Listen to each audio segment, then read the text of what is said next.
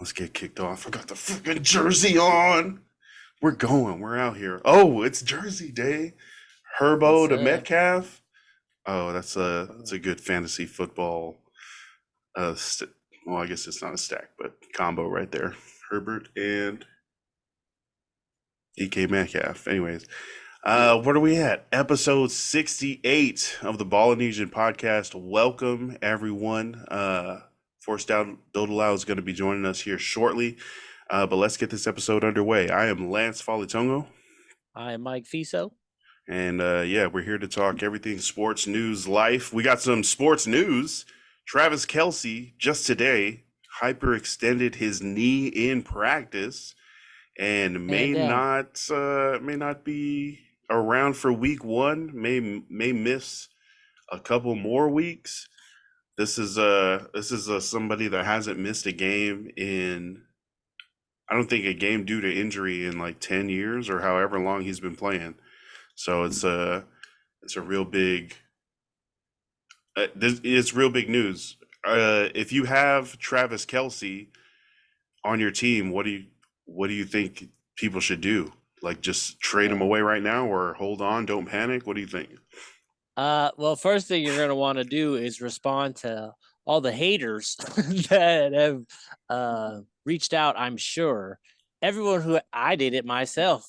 Travis Kelce in one of my leagues went 1-1 in an auction draft for $56 out of $200. Damn. And yeah, I texted that dude and was like, "Bruh, what happened to his knee?" You're the And 14th person to text him yeah, today. I'm sure everybody who owns Travis Kelce in one league or another received some kind of text or shot laughing at honestly, guys, don't panic. This guy is gonna bounce back. They say the ACL's intact with the first little X-ray, so I don't think there's much to panic. It just sucks for week one because he's supposed to be this powerhouse, first round drafted kind of guy, score a lot of points, and he's not going to bring that. So whoever has him on his team, pick up his backup, Noah Gray. So he played a lot last year, and um, yeah, so Showed he out. knows the plays. I don't know if he's as dynamic or if they trust him as much as they did Kelsey, but Mm. Pat Mahomes will make it fucking happen.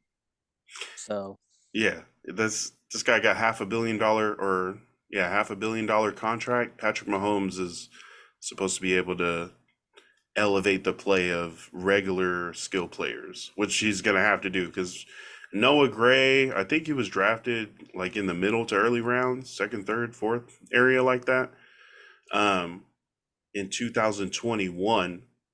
So he's like the heir apparent for Travis Kelce, and are we watching that transition right now? Is Travis Kelce going to come back from this injury? The same? Is he going to come back this year? Like, I know it's, still very early since it happened, just today, which is we're recording on Tuesday. Um, so there's still a lot unknown, but definitely for fantasy football players that have drafted Travis Kelce, there needs to be some sort of action taken right now because you gotta fill that freaking slot in week one. Forrest, welcome to the show, bro. What's up, man? Travis Kelce. He's gonna play Thursday, man. I don't care. Ooh, He's playing Thursday. There's no tear, like you said. I mean, he don't miss games. He's one of those guys. You saw him in practice. He fights his own teammates, so he's gonna fight to be out there. You know what I mean? Him and his A. If I'm not a bitch was a person, Travis Kelce. You know what I mean? I see think he'll it. be out there. I think he'll be out there. Again, it'll probably be a couple weeks before he's at full strength, but I take 75%, 60% Travis Kelce over, what I mean, half of the tight ends in the league that are starting. So Yo, a lot more than half. Tight end yeah, is such a crazy wide disparity in yeah, talent. There's the halves in like Kelsey, Mark Andrews, yeah. like shit. Who else? I think it stops there. No, there's like a third one, right? Oh, Dallas Goddard. Dallas Goddard maybe. Yeah, I'm. Hawkinson, he was pretty good for the Lions Vikings. And He they're signed a fat paying him deal. more, right? Yeah, he I did. mean, I'm in the league with Will. People were laughing. Kelce was my first pick in that league. So in that league, the way we did our draft position was they had people at a random bar, Will and Maddie, Oh who my god. are they were at a random bar, I think for a wedding reception, and then they had people pick our names out of a hat. So wherever we got to pick our own position. There's only 10 people in our league. Gotcha. So I was like, you know what? I can spare first. I don't need those guys first to win. So I chose to pick fifth. I picked Travis Kelce as my first pick at fifth. So like I picked him, and then I was able to get Kittle at a good value. I think I got him in like the 4th round or something like that. Ooh, okay. Tight ends. Yeah. And then closer to the end of the draft, I picked up Kincaid as well. And there were people, Holy shit. yeah, there were people in the draft who were like, "Oh, this guy's got 3 tight ends." Okay, it's a long season, guys. It's a Gotcha. long season. You want to play the long game, but this is exactly why. I mean, I don't anticipate Kelce missing a lot of games, if any at all. But hey, I can stick Kittle in there or Kincaid. Kincaid is probably slated not to start the first maybe 2 games, but I think before the end of the season he's going to overtake Knox. So yeah, I mean our draft I mean I think in our league I think Laporta is still a free agent in our league. So which is funny because he starts. Yeah, I saw that he's running. He's been first team tight Yeah. end. I don't know who else they have at tight end though. Well, they traded Hawkinson, so I mean, Yeah. yeah, they picked him up for a reason in the first round again, so he's going to start. But I mean, back to Kelce, man. I mean, yeah, I had people messaging me too. Oh no, Yeah, what are you going to glad do I when could Kelce confirm was that. your first pick? Look, bitch. You don't mind your business. Get out of mine. When Kelce puts up 44 on your team when I play you, okay. So, I mean, you know who should be worried though at all? Chiefs fans, not anybody in fantasy, because if he does go down, you still have people to play. But if he goes down, and I understand what you guys are saying, Mahomes is Mahomes, but after they lost the cheetah, everybody was like, "What are they gonna do?" You shouldn't. That when you don't worry because you had Kelce. But if you lose Kelce, there's not much behind it. They have talented receivers, but even Gray, I mean, he's not Kelce at all. By no means even close to what Kelce is. So that might be a little troublesome for Chiefs fans if he does go down. Besides fantasy, because I mean, they lost Juju. He's not playing. By the way, shout out to Juju because I heard that he's having some knee problems, and the story on Juju is that his knee could blow at any time. So what? Yeah. So that's too bad. So I mean, he can play on it, but the risk of him playing is that it could really blow at any time. So wait, does he need to like medically retire? They haven't said anything about that yet. They're just saying that they're gonna ride it till the wheels fall off. all the money that the Patriots put on him, you know what I mean? That his knee could go at any time. I hope it's just somebody talking shit. You know what I mean? Like it's not that serious, but again, if it is, man, prayers out to Juju and his family. Yeah. Because I'll look that up.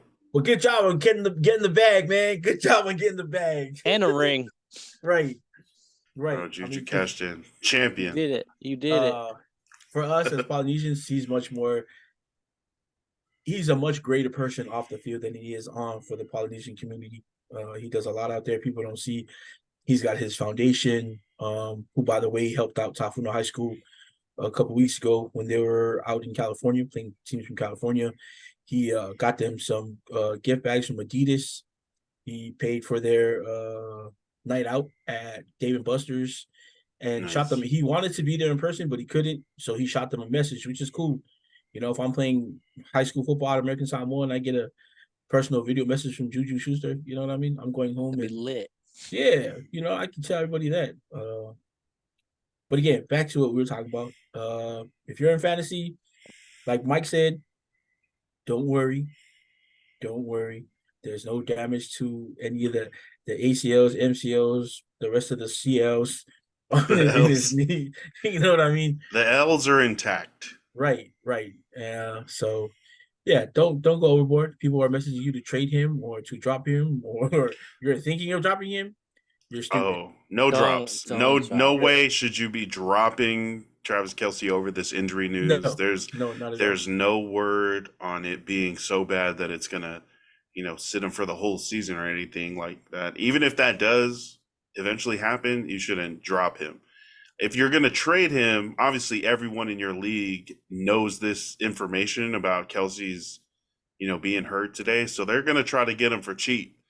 So it's up to you to really, find you know, a good wide receiver at least. I think you could pick up a tight end on the waiver wire because Right. tight ends don't usually go. There's still like the 15th best tight end is available all year on the waiver wire because people don't usually carry that many tight ends. So there's going to be somebody that's going to give you tight end 2 numbers, maybe not, an elite starting tight end that you want, but it's going to be a lot better than, not having a tight end. You got to play a tight end. So definitely, Right.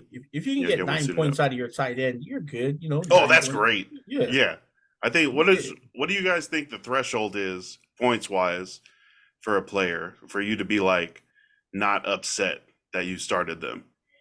I mean, if you Like don't have 10?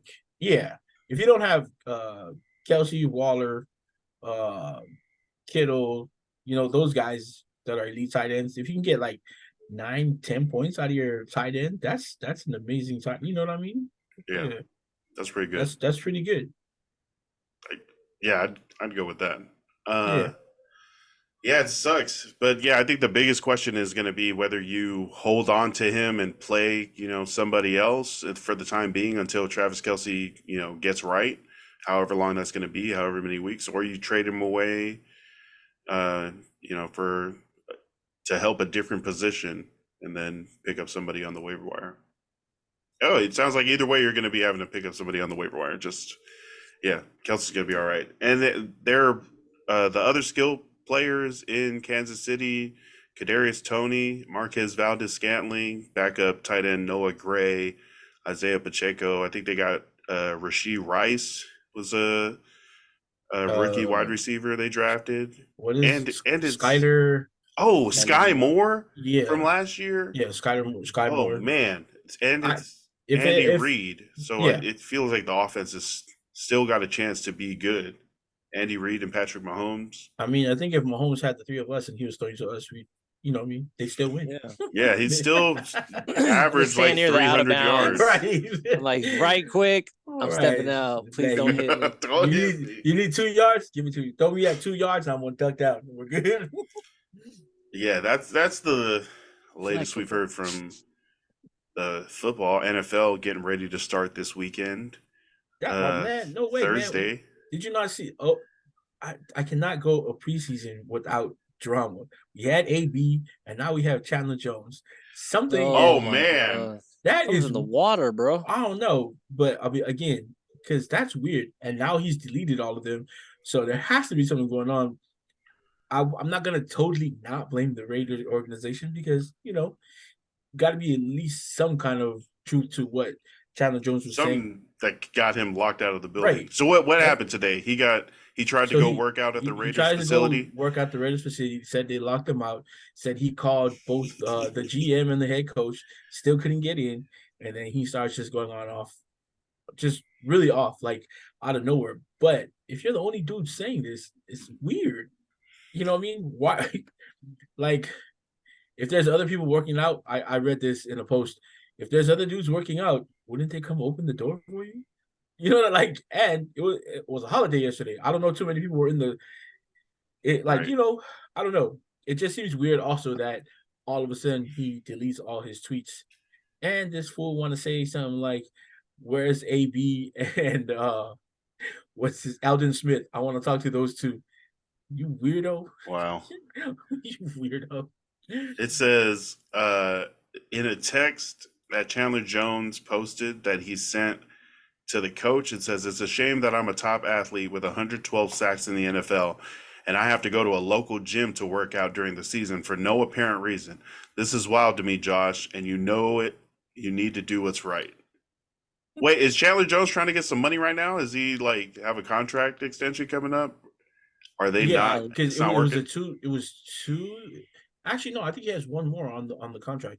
I think it was a 3-year contract, but maybe he's hearing footsteps with the young cat in the building. Actually on the field now. So Max. yeah, oh no, not well, Max is up. Max is way Will bigger star than him. Anderson, is that his name? Tyree, yeah, Tyree Wilson. Tyree yeah. Wilson. You know what I mean. But the D line, I won't lie. If he does go, the D line isn't complete because I don't think Tyree Wilson's anywhere near the start. He's going to be a great player, but I don't know if he's starting this year. And the only other two that you really have at both rush ends is the starter, of course, Max Crosby, Wilson, and Kuntz. So So they Tyson need Chandler, him. yeah, he's still going to be a big part of the team. I don't know if they did him wrong. Chandler. Yeah, I I'll was give like, him you the say beard. Tyson beard. Chandler? The Oh, did I? beard. Yeah. Chandler Jones, right? Jones. Former What you saying, Chandler Patriot. Jones? I like Yeah. I like the other Tyson Chandler. He was cool. He's like, I want a big good that can rebound Side, and get the ball side back story out. for Tyson Chandler. I saw him play in the Iolani Classic when they came to Hawaii. I saw him score 26 points, all dunks. Oh, damn. Killing it. All He's like, I'm a dunks. dunk on all you fools. 7'1" senior, all dunks. All dunks. Dominguez ended up winning that tournament, the Iolani Classic that year. Iolani also had some really good players that year. So yeah, but back to what we were talking about. Shout out to the beard.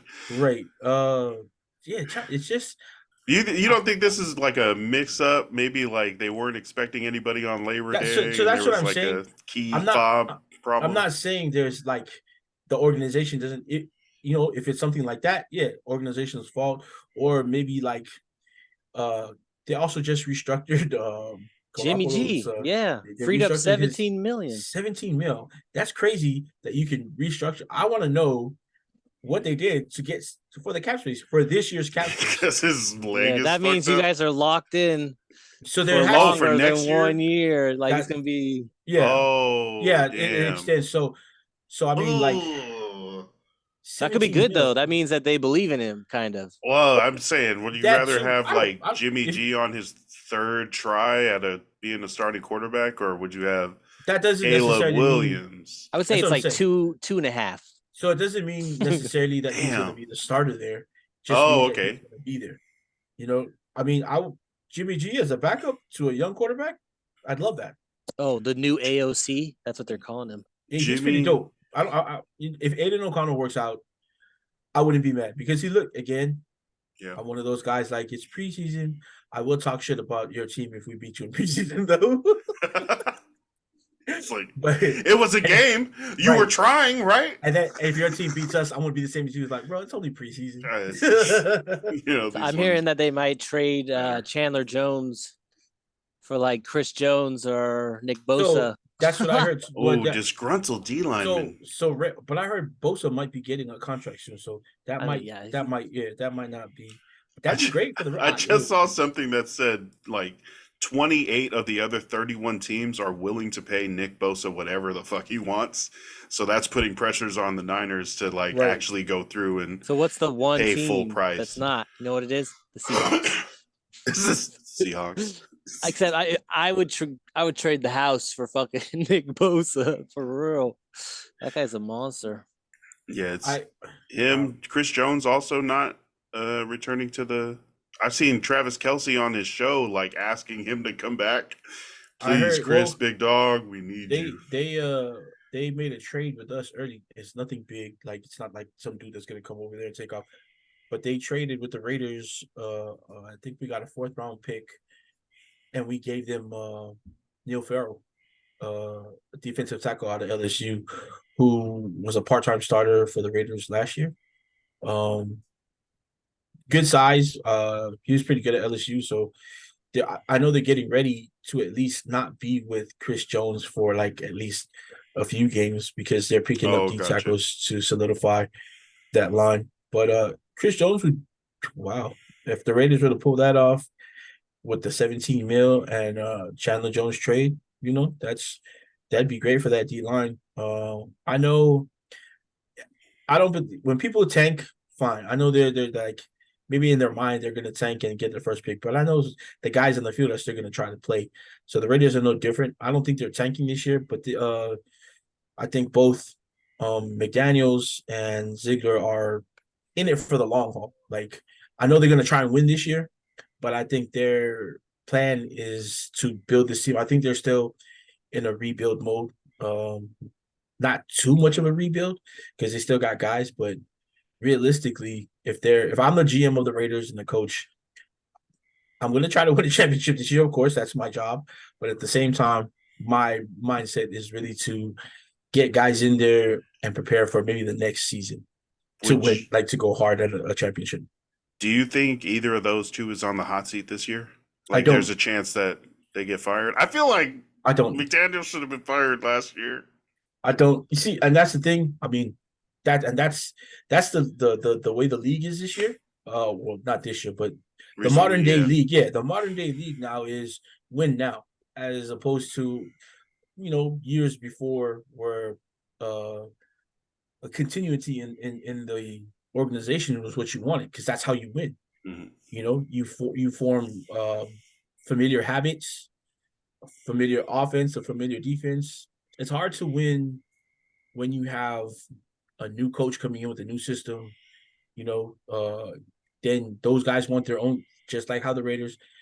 Nobody really from the I can't even remember the GM's name before, and I liked him. I can do it. I can do it. I can do it.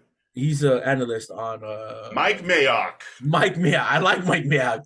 Uh, Mike Mayock. I like John Gruden, but no one from those guys that they picked up. There's almost no trace of them Oh, what? on the football team. Like Colson Miller, of course, because he's like top. I would say it. He's top 5 offensive tackle in the league. You know, Max Crosby, of course, again, top 5 defensive ends in the league, rush ends. So guys like that, you still have guys like that, but a lot of the guys that came in when Mayock and Gruden were there are gone. Most notable, Derek Carr. So Did they draft Derek Carr? Did Chucky draft Derek Carr? no, I he was always thought he definitely was like, I got to get this fucking guy he out of was here. he was a what is his name? Damn it. The coach before Gruden was Damn, this is a trivia. Who was the Del freaking Rio. coach? It was Del Rio. Oh, Jack Del Rio. So he's a Del Rio, who I also like. I thought he was a great coach. He got the Raiders to the playoffs at least. But Chucky also really liked Derek Carr. Like that was his guy. You know what I mean? He went to bat for Derek Carr. Mayock was also there. Like he guaranteed that Derek Carr wasn't going anywhere while he was there, and he did it. And as soon as he was gone too. So, yeah, I mean, yeah, I don't think they're on the hot seat just because also Mark Davis is a really different owner compared to other owners. I think he really likes McDaniels, and That's the other thing, though. You don't have the money right now to pay 3 coaches. which is funny though because we don't have the money to pay another coach, but at the same time, the Raiders are the 6th most valuable team in the league. I think they're valued at like I'm not gonna say it because I'd be lying, but they're like Let's 6th in look the at it. league at it's so much billions of dollars the Raiders are worth. They're 6th on the list. But So yeah, just they should have the money to be able to make the corrections if they need to. yeah, yeah. I like what they're doing though. They're bringing in guys that I think can actually like again it's just preseason, but they're bringing in dudes that can play. I think another team that's similar, not as dysfunctional right now, in building wise, would be like the Seahawks. They're bringing in guys that are making the team better. Maybe not just now, but you can see that they're about to be a really great team. Like this, I mean, and Jigba's a little banged up, but he's going to be a great piece. They got two great pieces in the backfield out there in Seattle, young running backs, and like again, in this day and age, it's running back by committee. You can't just have one running back. Um, they still have DK Metcalf, who's also arguably top 5 wide receivers in the league. Their defense is coming along. That's probably where I think Seattle's probably going to want to keep adding to it. Is their D line, their front 7 maybe, because they're good at corner. If Jamal Adams can be more than just the guy that gets a couple of sacks every year, and everybody's like, "Hey, he's good." No, I don't know. He's got like 2 Play sacks. safety. Right? Yeah, it's like. Yeah. I mean, as a Raiders fan, I'm not worried. I'm one of those guys. I want to see how they develop. I hope they keep McDaniels at least for another season. I'd like to see what he can do with a couple of years under his belt with he's starting to get his own guys in there.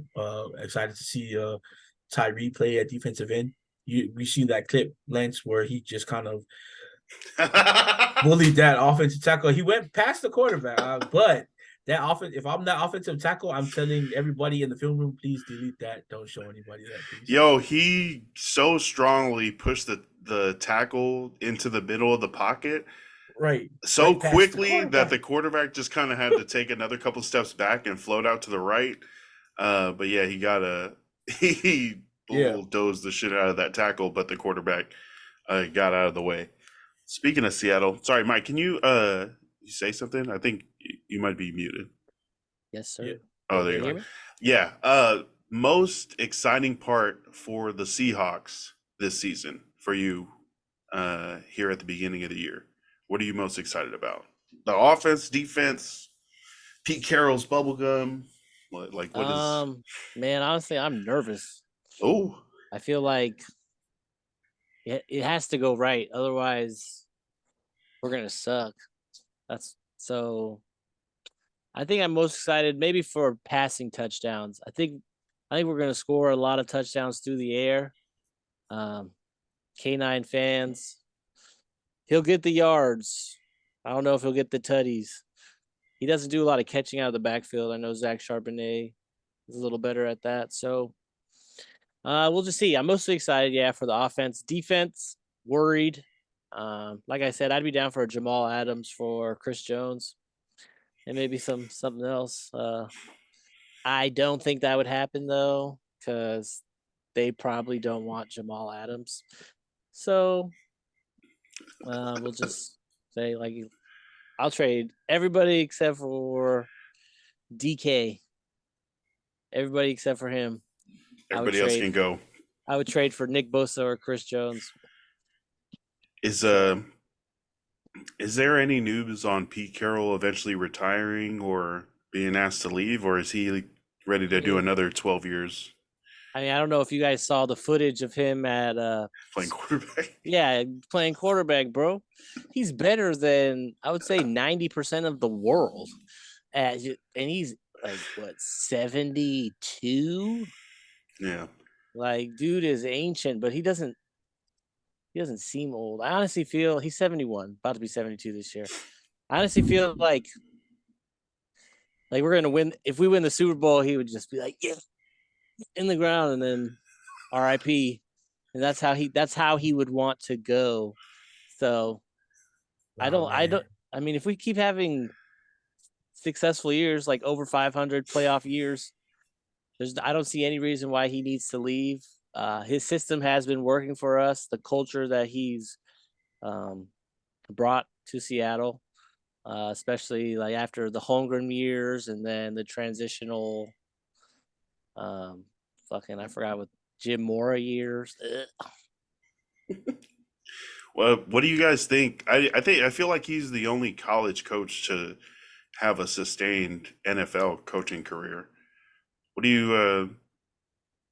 you think is the cause for that? Just he's a cool guy and the team likes him and they're like down to play good, or is he a player's coach? I feel like he's a player's coach. That's what he's been named to be, all the way from USC. Yeah, like he's like, guys, let's get out there, like motivating, charisma. Is he just competitive? It's just like everything is competitive. So if like it's a highly competitive zone, right? But everyone's trying to compete together, but also against each other. So maybe that's like a part of the thing he's bringing. So everyone's just always Getting competing, better. always trying to improve.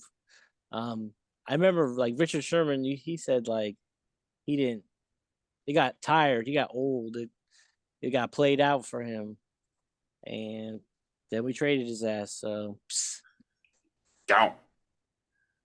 I It's think the system made Richard Sherman. I don't know if Richard Sherman would have actually. I think I know for a fact Richard Sherman would not have been as successful if he didn't have Earl Thomas, Cam Chancellor getting his back. He only had to do like one side of the field, and just guard between the sideline and the numbers yeah, I mean, on their right side. he was a good man defender. I will give. He's like 6'4". He's like a point guard. He's like Russell Westbrook trying to guard you on fucking. Richard Sherman, Michael Irvin, and Keyshawn Johnson are joining Skip Bayless on FS1's. I mean, hijacking. They Yeah, hijacked his show. Skip's not talking anymore. They were having a debate about which position is more difficult, wide receiver or cornerback. And they were just talking shit back at each other. Richard Sherman was like, I think DB is a more difficult position. And then Michael Irvin and Keyshawn Johnson faked like they were walking off the set. That shit seemed super planned. That was just to get a little clip there. There's no way you could believe that. How could you believe that DB is easier than playing receiver? You have to do everything the receiver does running backwards. Like, that's fucking hard. Yeah, you got to be running backwards. You don't know the play, right? The receiver knows the play. You just got to stick to the receiver. That's why it's hard, because you got to anticipate everything a wide receiver does. Yeah, this guy, meanwhile, he's doing right. Yeah, he's freaking gunning it. And that's why they look ridiculous when they eat on those double moves. You know what I mean? Yeah. So, I mean, so the case that Irvin and Keyshawn were trying to make was that, oh, you got a safety back there to help you. And wide receiver is the much more difficult position because, we got to get through layers of the defense. Multiple people are guarding us. We have to catch the ball, come down with it, yada yada. But I mean, I'm also of the mind that, yeah, but you know what the play is as a wide receiver, right? It's a post corner. So the DB is just like, yeah, trying to play their assignment. But if they're guarding you and they can lock you down, I think that's a super valuable asset to have as far as on a football team. And Richard Sherman, well, Keyshawn pointed out that Richard Sherman used to play wide receiver and couldn't hack it. So he went to DB. So he was like, that right there, Richard, tells you what the more difficult position is. You couldn't hack it. That's a valid point. I ain't mad at that. Yeah, Keyshawn Johnson is the most overrated wide receiver ever. Hey, whoa. Fight on. Richard Sherman said, you know why I switched to DB?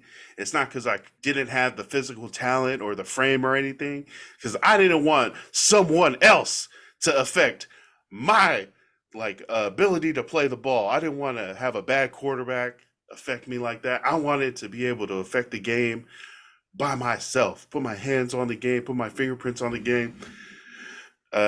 So he went and played DB, and then he just locked up receivers for years. But yeah, after he left the Seahawks, he didn't. I don't know. He didn't have that same. All right.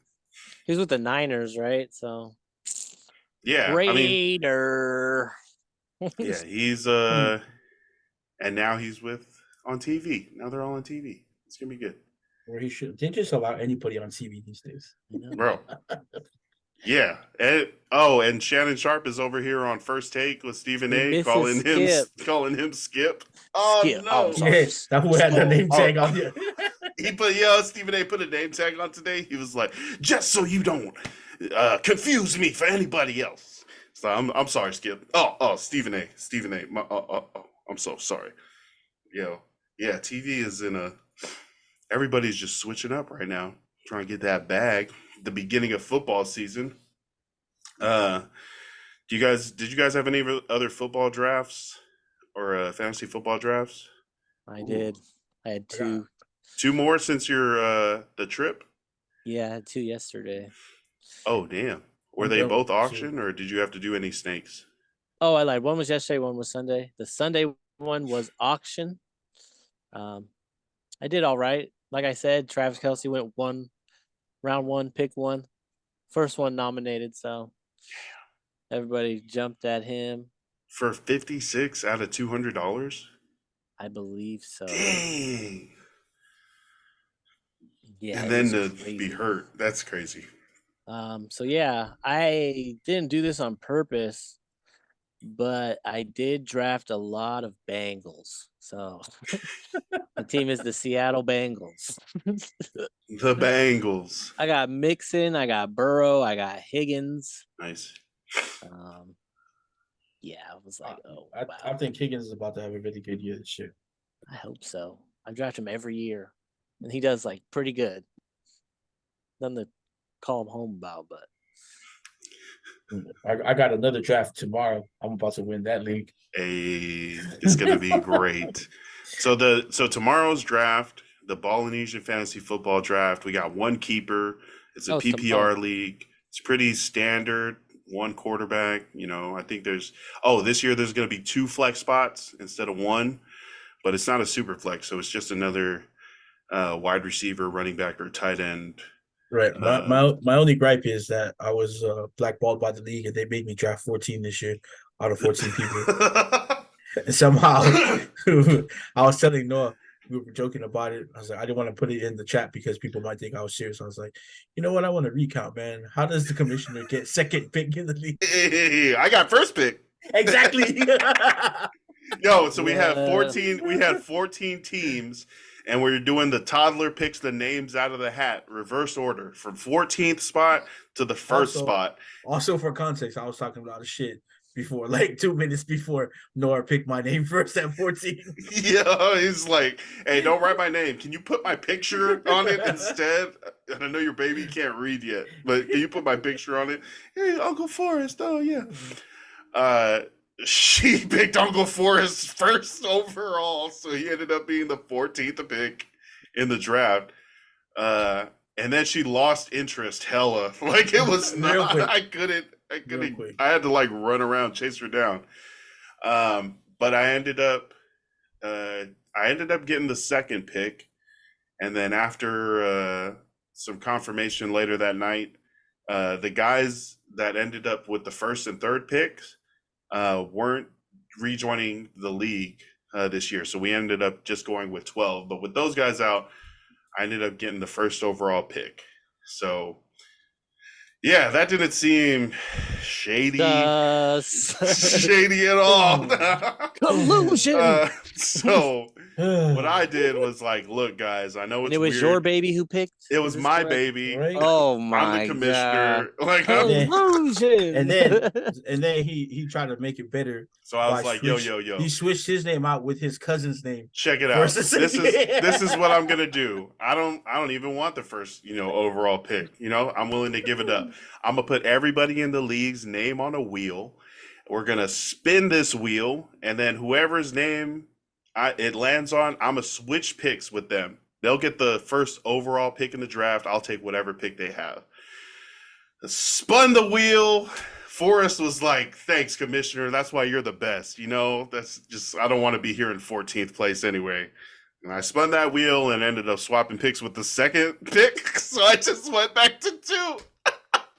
Collusion. For real, bro. Fuck. I But, can't wait. yeah. I'm gonna see who you pick at second. I'm gonna do some. You wait. Bro, interesting actually. Dang. Well, at least it's 12 now, right? So Yeah.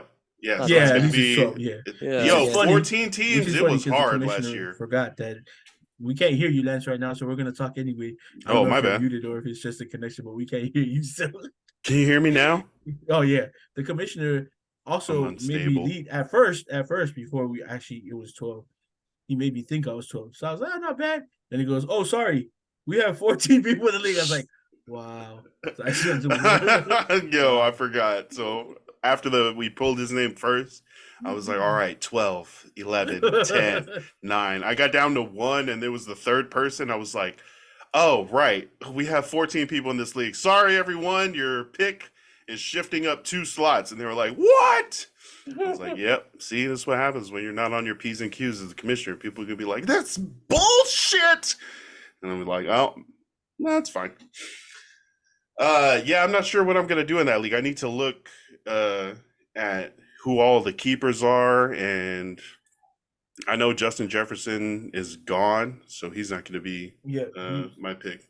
That was But definitely going to be a keeper. I am going to pick Justin Jefferson first overall in a draft I have tonight. You mean Van Jefferson? Nice. Justin, thank God.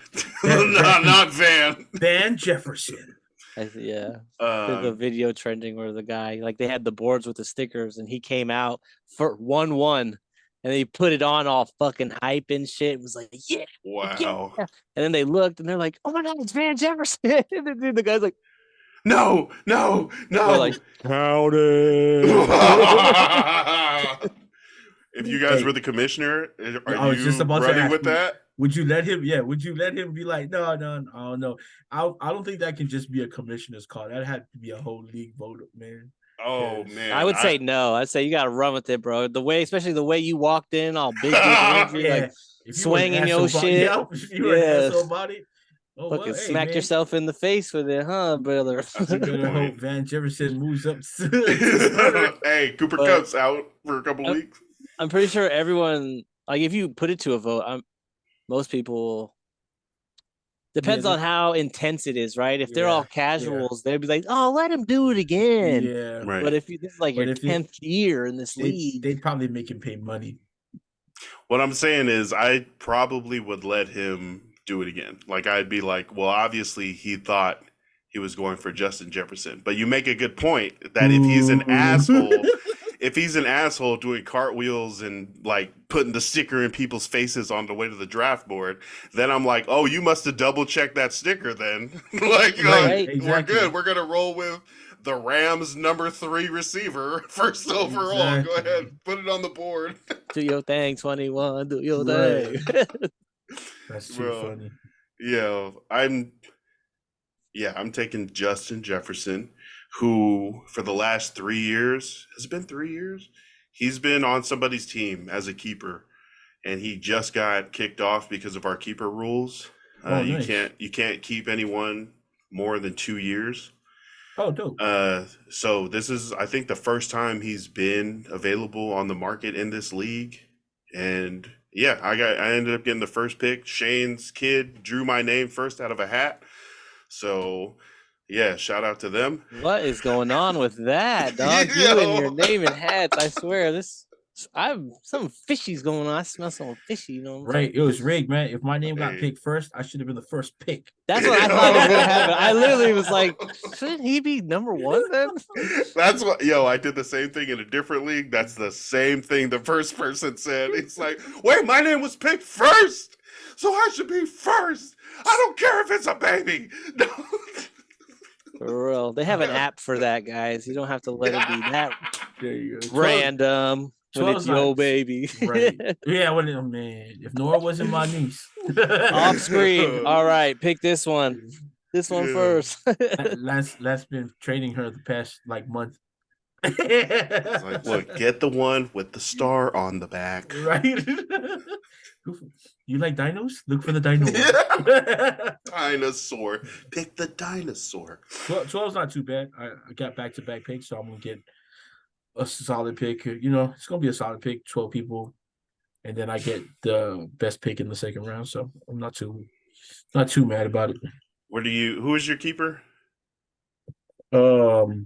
Receiver from Christian Kirk. Right. So do you have do you think Christian Kirk is going to be one of your starters, or are you picking starting receivers over him?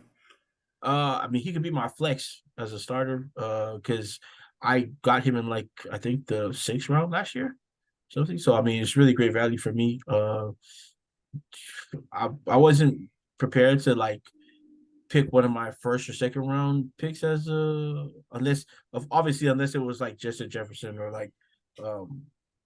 CMC. You consider those guys maybe Jamar Chase, but my thing is I'm gonna get a quality first rounder anyway, so I'm gonna look for value in the late rounds. And Christian Kirk was really great value for where I got him last year, so as a keeper, so not bad. I think he's worthy of a starting spot, like at a flex. I don't know if Probably there's a one of your receiver. flexes. Yeah, if there's a receiver left at 12 worth taking in the first round, then if I can get like Drake London in like the third round or one of those guys, and they could start. So I had Drake Speaking London of last year. Falcons, Not did you great. guys see their depth chart that they put out? Their official depth chart had 12 people on it. Right? What? Yeah, it was weird. So they had 2 running backs, 2 tight ends, 1 receiver, and then like all the linemen. But they had Bijan Robinson as running back, and then receiver? Cordell Patterson as Oh. J. That's what he's J. listed as J. I was like, the fuck is J? Jack off. That's what's going on right now. Oh, the jack of all trades position. Maybe, Oh, or I was as saying jack off, but Yeah, I mean jack that's what of all trades. That makes more sense. jack off all trades. Jack yeah, off trades. What? Huh? it could be. Yeah, or I mean, like they have a but it- Joker on defense. He Oh, could be a Joker. Joker on offense. Yeah, It's just like one guy's gonna be in, and then one guy's not gonna be in. It's just a very because he strange doesn't have. situation. That's a really big running back. Like Bijan? no, Cordell Patterson, because he's I like feel like he's a skinny. I mean, like he's not that skinny. He's good size for like he's 6'4", because he was as fast as he was, because he's super fast when he came into the league. He was also like he looked like the size of a possession receiver. He had really good size. And then he just started returning kicks, and then I forgot how he got into the backfield. I know there's some injuries and stuff like that, but because he returned kicks so well, they were like, well, let's try him in the backfield. And he ended up in the backfield with the teams, and now the Falcons were just like, you know what? Just come play running back. You know what I mean?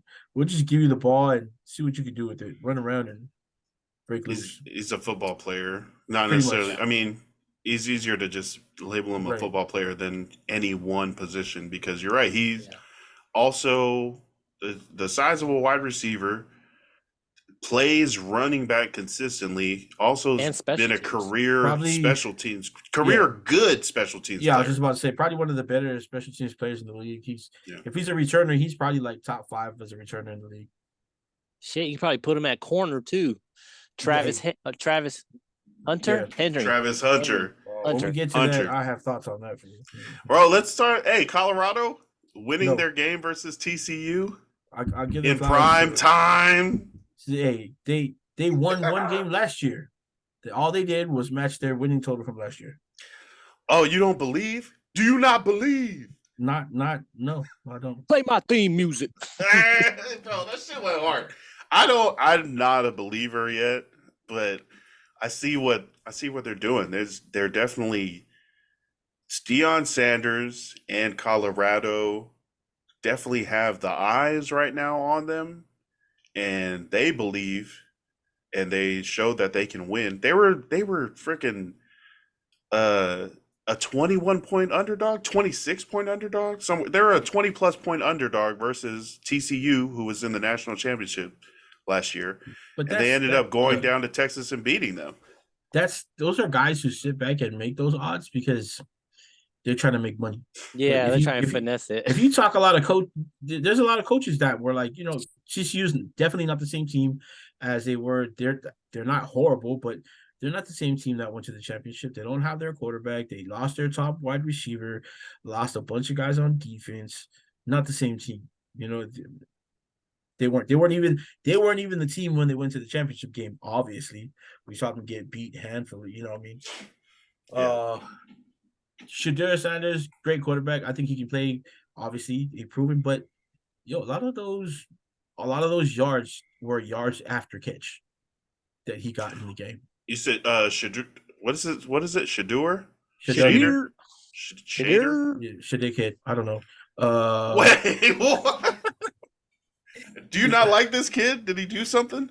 I know. I understand what. Again, so this is my thing. Everybody's praising Sanders for coming in there, bringing the program up from a 1-win program. I love it.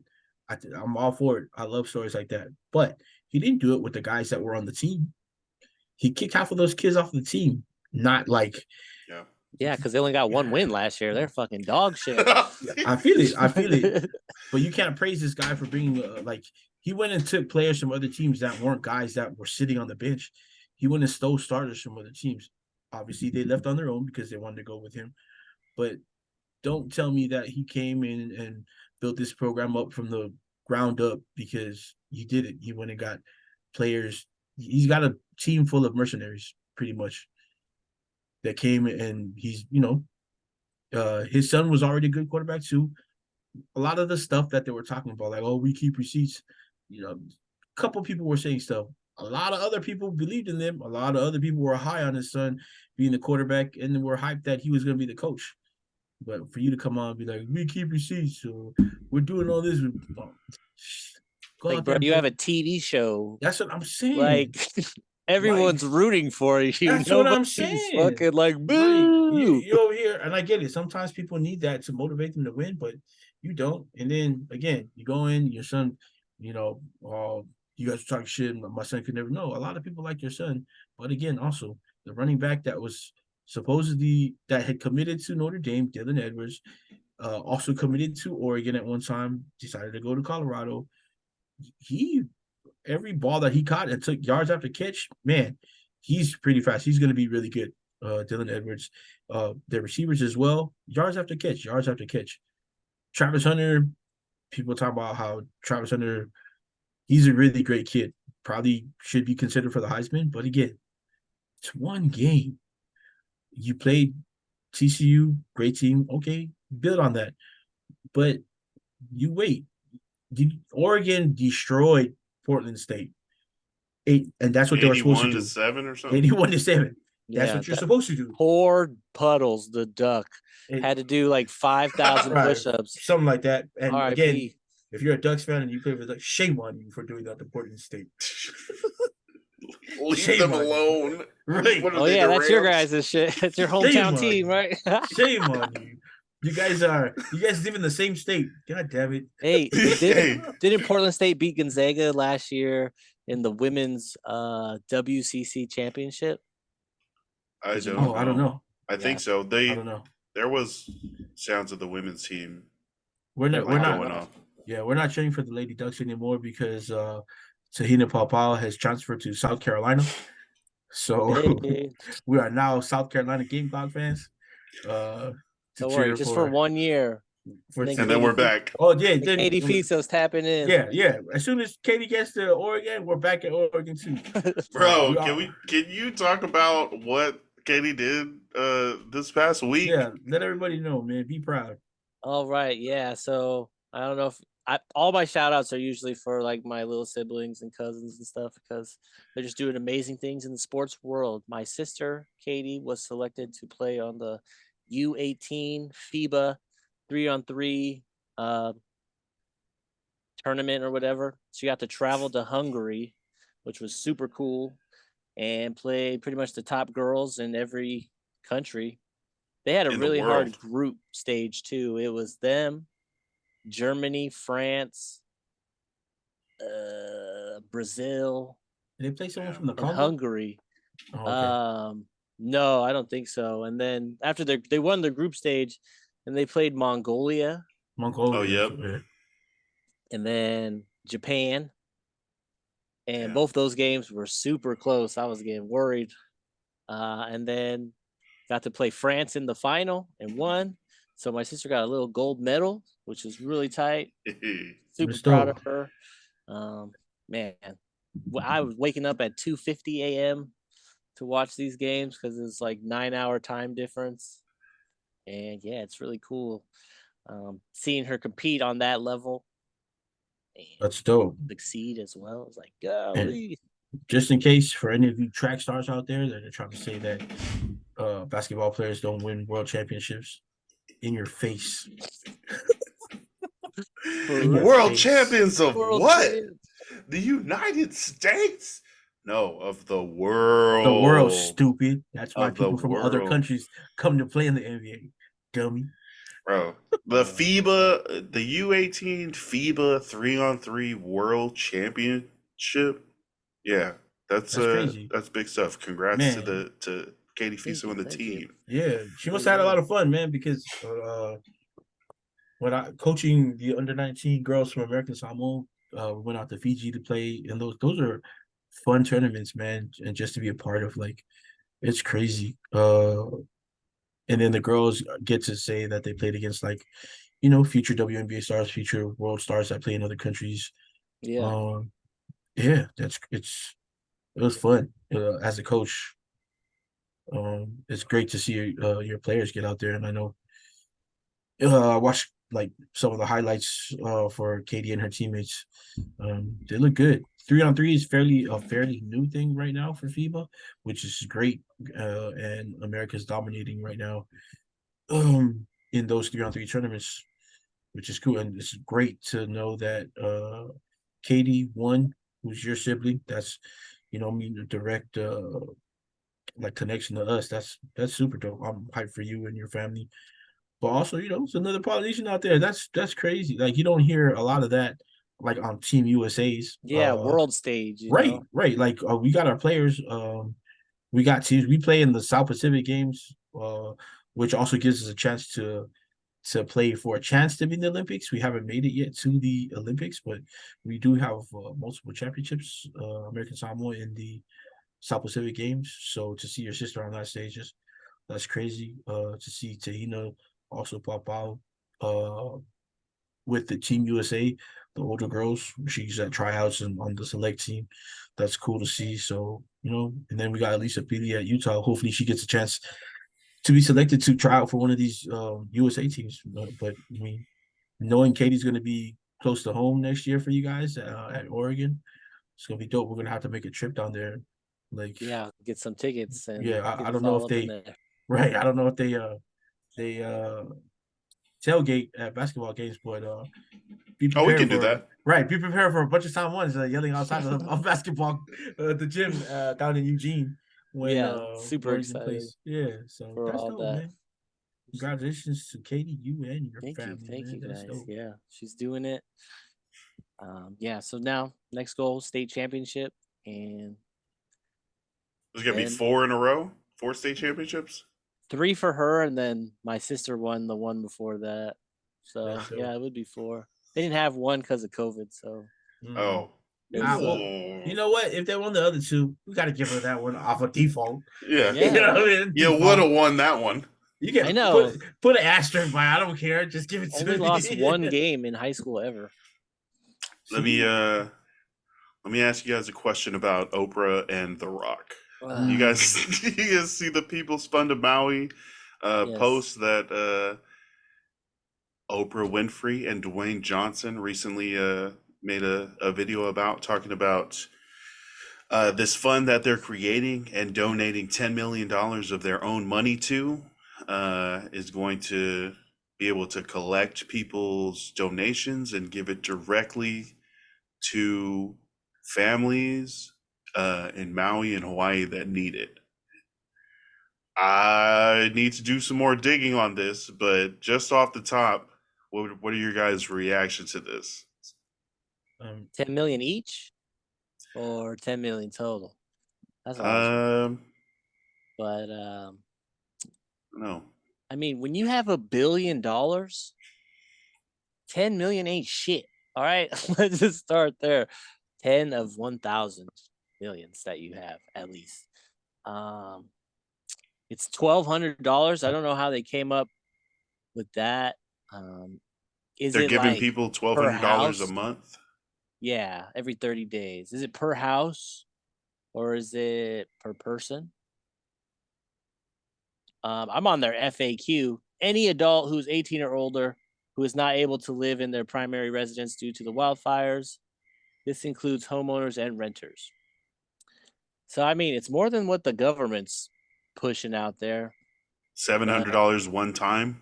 Yeah. I mean, can't you just like take $100 million invest that and then take all the profits from the super investing, and then it's like keeps making money for itself instead of, oh, we put 10 million in, and once that runs out, it's up to you, my fellow Americans, Yeah. living paycheck to paycheck, to help these guys. No, like that's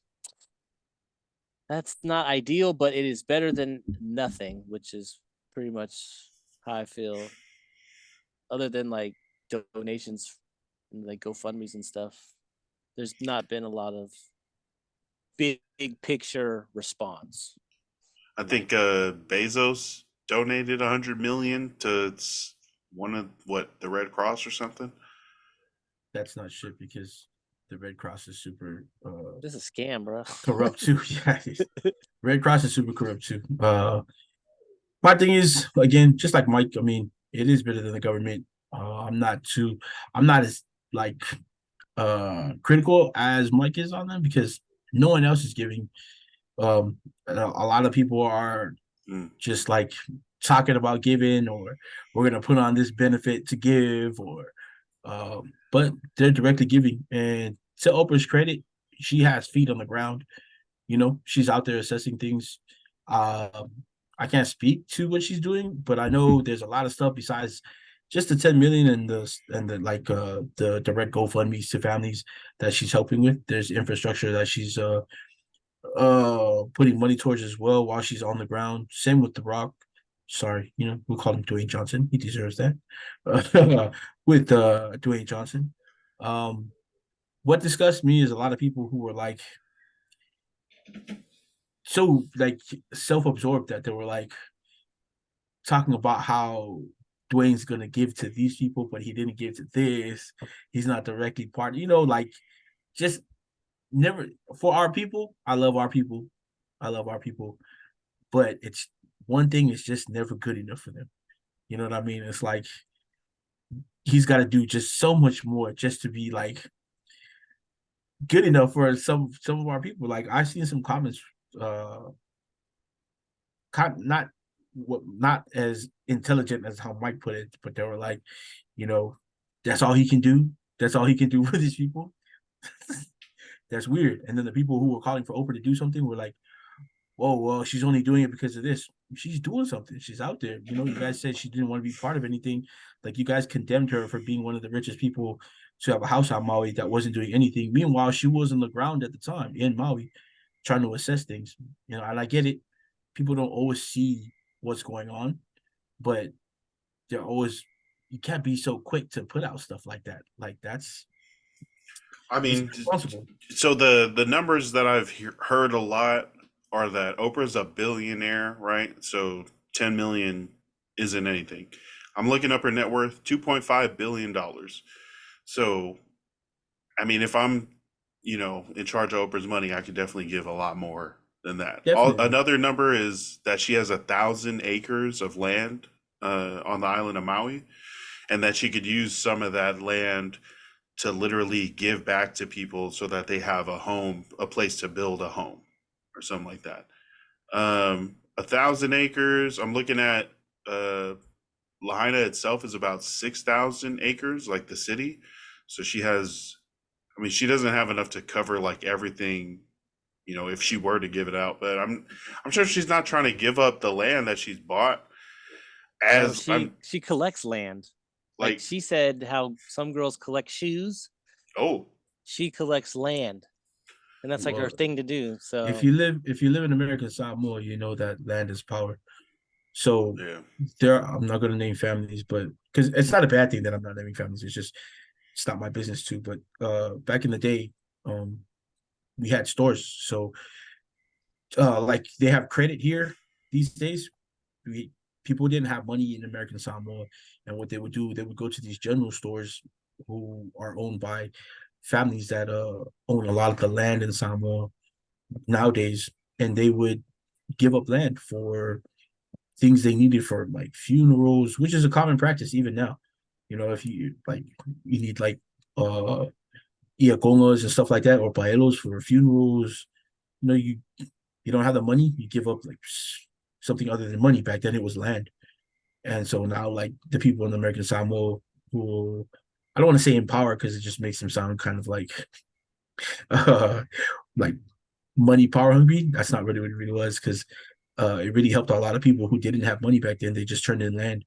But that's how a lot of people who owned a lot of the land in the American Samoa acquired their land.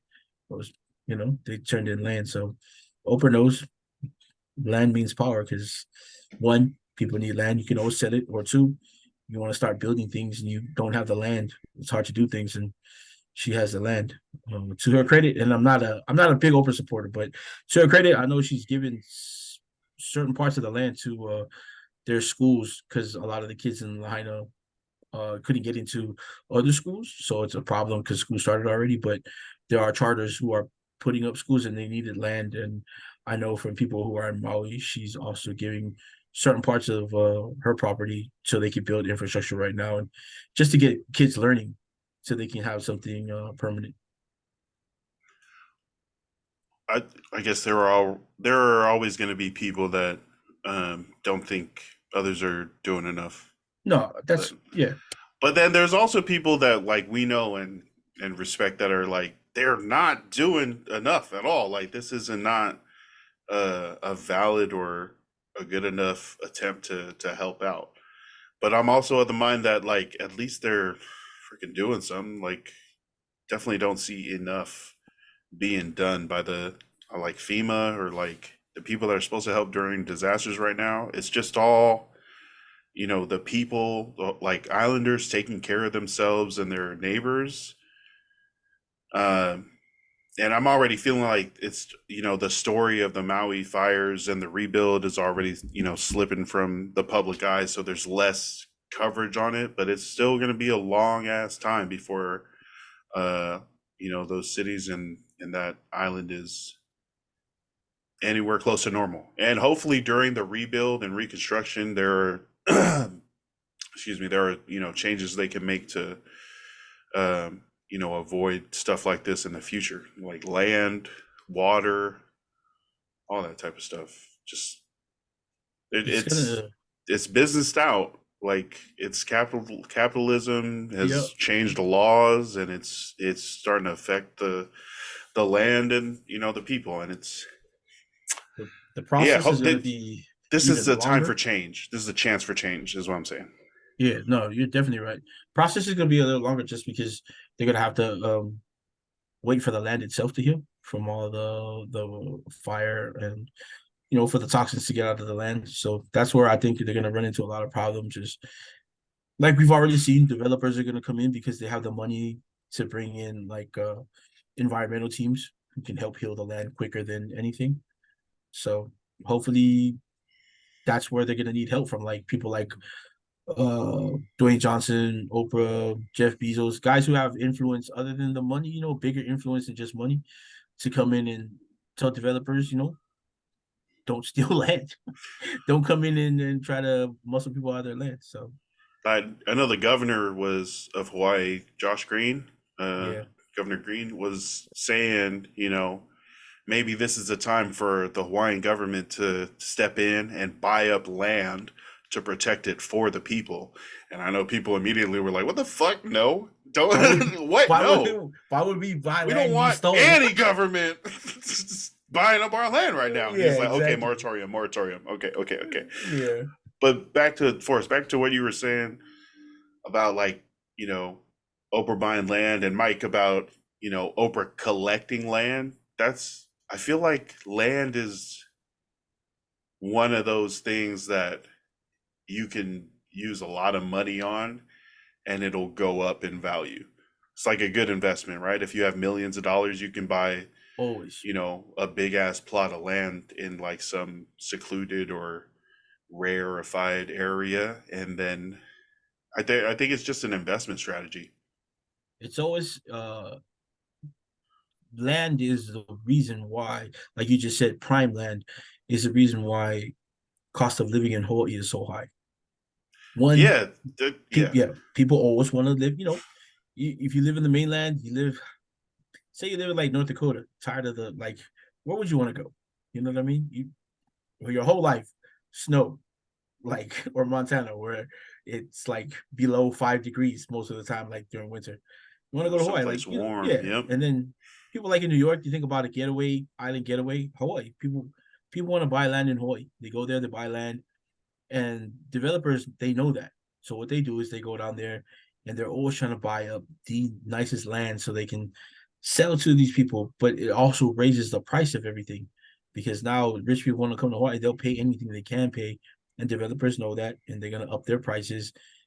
And it's too tough for like local people because not everybody can own land in Hawaii or buy their own house. You got to rent, you know, and local people rent too. But now developers can up their rent as well. There's places in Hawaii where you like studio apartments are close to like $2,000 to rent. Like that's crazy. That's crazy. A studio Studio apartment, apartments, yeah. $2,000. But because your view is of the beach and the sunset is amazing, and there's other people who can afford it that aren't local, well, they can make it $2,000. Like out there where the wedding was, Lance, in Haula, Kulo side, that part of the island is super expensive to buy land in or buy a house. So like in Haula / Koku area, a lot of the houses there now, developers that own big Airbnb companies or like what is it Redfin, the name of the Oh, development yep. company? Yeah, Redfin, BlackRock. So those guys bought up a lot of that beachfront property, and some of the people that were renting there, they immediately raised the rent, and now the people who were living there can't stay there, Oh, damn. you know, and their local people are getting kicked out, and you turn it into an Airbnb from a business standpoint. You know what I mean? Obviously, it's like, oh, hey, we can make money now with all these Airbnbs. People are, rich people don't hesitate to pay money to stay there, while the local people, and then you get mad because now the local people are camping on the beach that's in front of that property. You know, Yeah. They're because they like, have well, nowhere to we'll just go. go. Right? All We'll just right. go knock out on the Fuck beach. it. Right? Fuck it. We're just gonna go sit up on the beach. Fuck you guys. So And it's then, like, a it's supervisor has to come chase them away. Hey, no, you're messing up the views well, for they can our try. renters. They can try. They can try. But yeah, I mean, like I was telling everybody, being back home a couple weeks ago made me realize how much I missed not only just Hawaii but American Samoa. And if I could really move back to Hawaii right now and afford to live there on my own, I'd go in a heartbeat. Yeah. My gosh. And then just have all of you guys come visit. You know what I mean? It'd be great. It'd be a great system. But unfortunately, until things change with the lawmakers and the way things are there for homeowners and renters, it's tough. It's tough. Like I know they put a stop to like Yeah. those really big homes that they I don't know if you've seen it, like 10-bedroom homes, and they just The have like fuck? yeah. So I mean, because that's the cheapest way to have a home out there. So now you have like 10 different people living in this home, like in rooms. Uh, Filipino families used to do it really smart. So say you have like 5 different families, right? They move to Hawaii, they buy one house, start building that house up, finish paying off that house. One family stays, 4 families move into another house. Do the same to that until all 5 families have a house. So Damn. yeah. I So I need to find some families. yeah, I mean, hey, Hey guys, let's go Hey. in on these houses. exactly. And I mean, the concept is smart. If you can find these not cheap homes, but well-priced homes, reasonably priced homes, Mhm. you could do that. You know what I mean? And community-based. But again, Crowdsourcing, yeah, crowdfunding. the development problem in Maui is going to be interesting to keep an eye on, because one, FEMA can condemn your land, and then you can build on it at your own risk, but no one's going to insure it. So like the homes in American Samoa that were on the coast during the hurricane Yeah. or during the tsunami, a lot of that land was condemned. You can own it, you know what I mean, but it won't be worth anything because no one's going to insure your house. And if FEMA was to give you, like FEMA's giving out money to rebuild your house, you're not allowed to build in that same land anymore because FEMA they deemed it unlivable Yeah. because it's next to the ocean. Because it's And unsafe, right? I mean, right. it's not. They're not saying it's unlivable for no reason, right? They're just like, according to the math, if you live here and a bunch of hurricanes and tsunamis come, Right, your house might fall into the water. right. And they're thinking there are a bunch of hurricanes and tsunamis coming, so True. probably don't build here. But people Right. are like, I've lived here for the last 50 years. What are you talking Right. about? It's like the climate's a changing, my guy. Yeah. It's tough because I mean I'm one of those people who's like, if I've lived, especially in American Samoa, if I live here, I'm gonna live here. I'm gonna build a house here again. But I need your money to build it. But you're not gonna give it to me because you know what I mean? It's Because tough. you're gonna die if you build it there, and you'll be like, "Well, fuck you. This is Right. my family land." It's Right. like, we're just saying we can't let you build there because you're So gonna get in- mad at us if you die in that house. Exactly. So Who do I gotta sue for? Yeah, I yeah. gotta Like, sue for that. right. they're like, no, we 'cause don't want to get I sued. feel like island nations are gonna be the first to really feel the impacts of climate change. I Oh, for said this sure. before, and like Tuvalu Tuvalu, they're underwater right now. and disappearing. The landmass there has she's knocking, man. Do you guys hear that? Yeah. There's a Dad, knock. let me pick some more. Dad! Right. Hey, what's But up? Tuvalu's like, yeah, most their landmass has decreased by an amazing percentage because they're going underwater. The climate change is so bad there. it's terrible. This guy's about to Yeah. get swatted. Sounds like. Yeah, I know. Let us in. Are you recording the pod? Right. Let me put on camera. We've seen a video on this, and I know Cepha and Marcus over at the Polyticket podcast have based and at one of their episodes on this is that island nation of Tuvalu, where the sea level is rising and taking away a lot of their like low-lying lands, is trying to map out their island onto the metaverse so that they can continue running their country online. Tuvalu's the first nation to do it. Yeah, that's crazy that we have to do something like that, but that's that your island lives solely in the metaverse.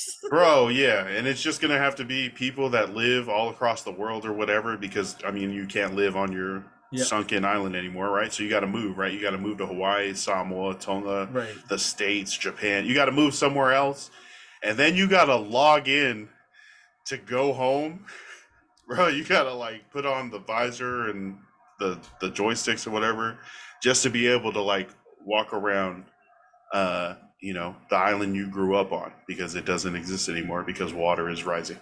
That shit, yeah, exactly. It's gonna happen to the islands first. It's gonna happen to the low-lying places first.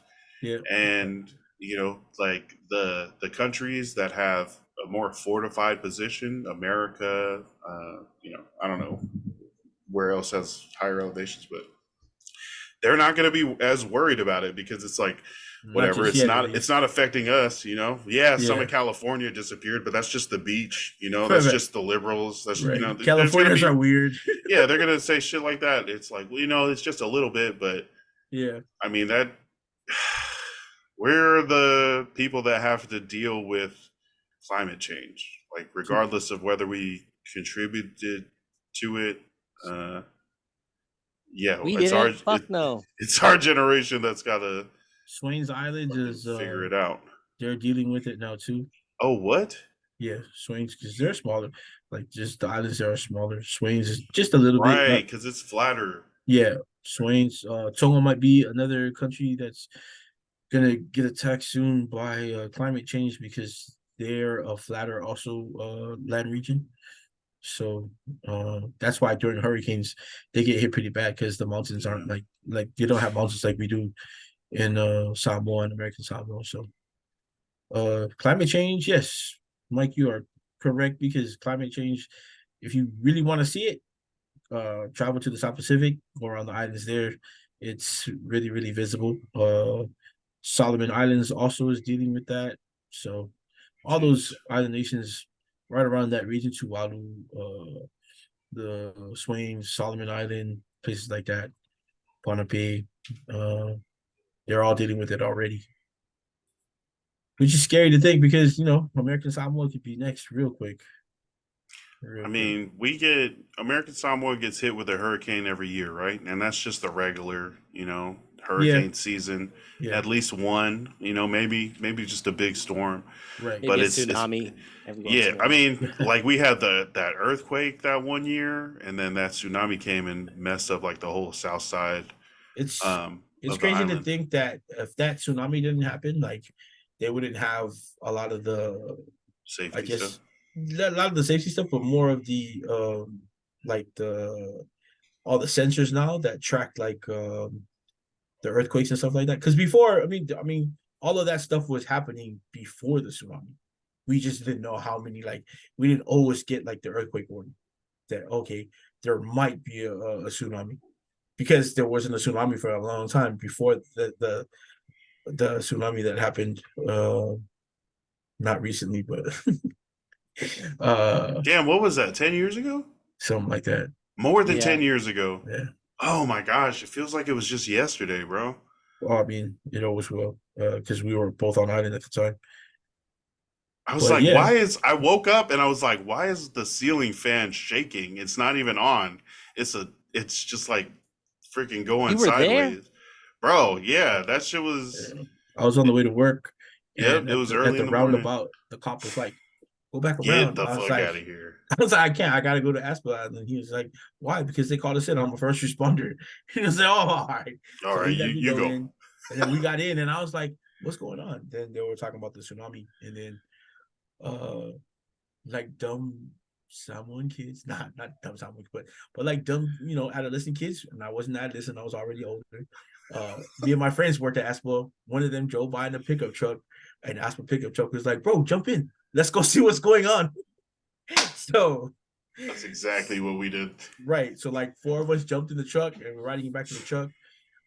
We took a ride first down to Pangpangu, and the devastation there was just like we weren't ready because we were in the truck like, damn, it's gonna be crazy to see what's going on. Then we got there and we saw just, I mean, It cars was real. Yeah. right, cars in stuck in the top of 2-story buildings, you know, just boats on the road, things like that. The docks all just, it was crazy. We got, and then all of us were on the west side, so we decided to go down the west side.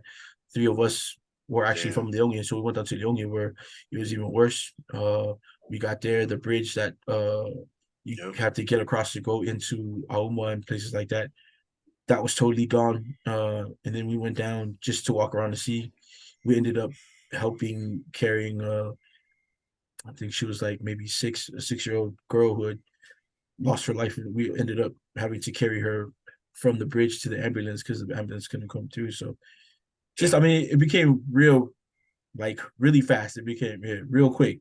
Everything just was crazy. So That being, to actually be in it and to be helping out, yeah, that's another level of it.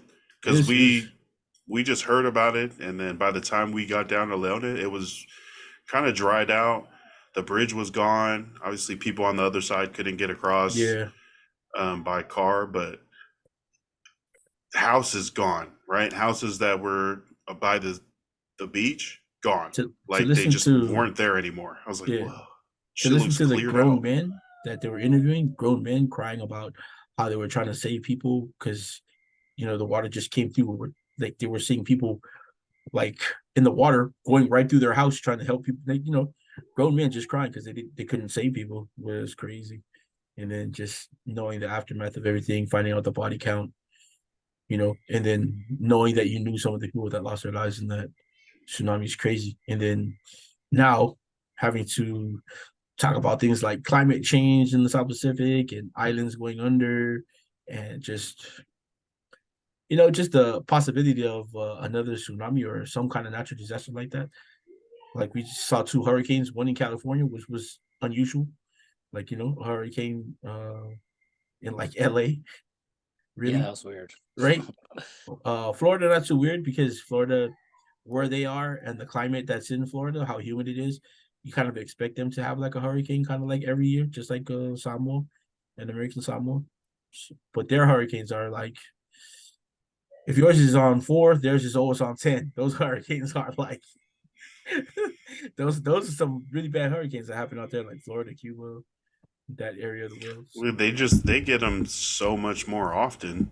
Yeah, I There's mean, like 2 or 3 a year, and yeah, it rolls either right through those islands or over the panhandle of Florida or up the side of the East Coast. right, And it's like, you guys don't feel that? You guys don't feel that hurricane happening more right, often, getting stronger every year? Like right. it's like no, we had these back in the 1800s. Don't be weird. And I'm like, Okay. okay, but you had them once 200 years ago, and now you have them 3 times in 2023. It's like, Yeah. maybe there's something happened there. Yeah, damn. Yeah, they're Tulanga hit me up that morning and he was like, well, our work is canceled. Do you want to go to the west side? And I was like, yeah. And I hopped in the car with them and we just went and started recording the damage. And the level of damage, I not comprehending even until now, just like the force of the water needed to accomplish that much damage. Right. And to Right. think about how that would have affected, you know, people in the area at the time. It's just, oh, damn. Yeah, I'm one. yeah, Yeah, that's a I'm one of lot. those dummies that like when I thought of like tsunami or tidal wave, I thought one big wave Yeah. done. But a tsunami is literally like I think altogether there were like 4 different waves.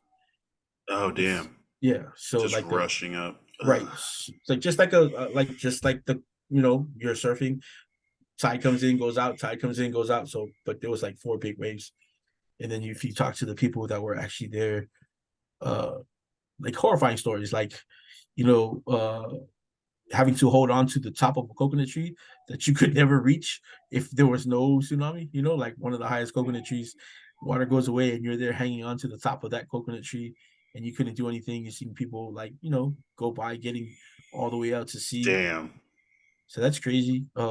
Again, like in Pongo, when we got there and we saw man, I know if you remember Taputel McMillan? I don't know if you remember Yeah. Tucker, Yeah. but I think she was working at the courthouse at the time, and they were over there, the one in Pango. We got there, and there was a car in the second story window. Like, if that's a car. Man, that's crazy. Yeah. And I know they had to lock themselves up in the second story of the plaza, but they were so scared that because the water was already at that level, and so people were on roofs. But to hear Oh, and yep. then to hear like older Samoan people tell stories of when they experienced this tsunami, totally different because one, they were more in tune with the land and the environment back then and what to expect when things like that happen. So as opposed to us, when that tsunami happened, a lot of people saw the water receding and went to go watch. Like, No. yeah, there were, and a lot of the stories are like kids were getting ready to go to school. So that's the sad part. Like a lot of kids were in the morning. It was that early in the morning. Kids were getting ready, waiting for the school buses, and so a lot of people were just like, "The water's receding. What's going on?" Like no one had ever seen it. I think before that, this maybe more than 100 years had passed before Yeah. the first one or the last one that happened before that. So people were just, it was like, what's going on? Like, that's crazy. And then older Samoan people told you when that happened, the people from the villages would go out, they would get their boats, get it ready, and because they knew that, what I mean, they go Shit and was get about to right, flood. and they'd be ready to fish. You know what I mean? Because all of this stuff would be coming in now, and they were prepared for stuff like that, and that's how they survived. They would take their boats out instead and get ready for like the tsunami to come, uh, and they wouldn't be stuck inland when everything comes out. They'd be out on their boats. So you know what I mean? Two totally different Yeah. times. Yeah. And now there's a bunch of safety measures that are supposed to help people in case there's another one. Right. Hopefully they work. I know they in Hawaii they didn't sound the alarms. So I mean, yeah. I mean, I don't know. We had those alarms too at the time, but they didn't go off either. oh, we had So them? there was some alarms in place at the time Yeah, already. They didn't go off. Uh, for sure didn't. but yeah, I mean, people know now, and it's sad to say that they know because they've been through it. Because you never want to have to, you never want to have to be prepared because you went through it already. Like, Yeah. I know it's gonna happen. Don't worry. We're good this time. Yeah, that was crazy. I'm glad we made it through that and are here to freaking talk about it. Hopefully, the next time something like that happens, it's not as destructive and people are a lot better prepared for it. Amen. I remember being at Pongo Plaza and shit flooding. I don't think it was from a tsunami. I think it was from like a hurricane and then like hella water. But That's a shitty place to be because it's the canal is right by the plaza.